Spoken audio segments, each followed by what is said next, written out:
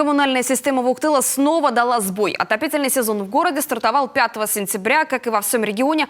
Тепло было включено на 100% во все объекты в пятницу.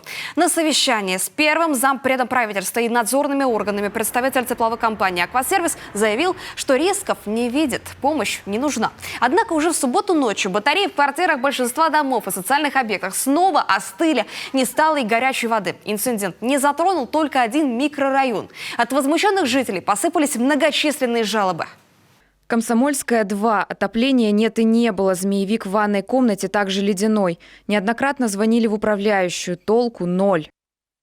Что с отоплением? И из ГВС льется холодная вода. Сколько можно издеваться над людьми?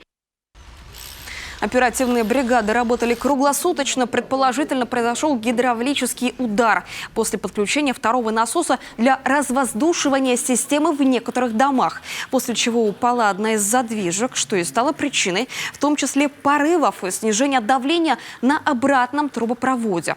Аварию устранили сегодня утром, сообщает руководитель городского округа. Выявили 2 порыва в 2 домах. Порывы были устранены в воскресенье.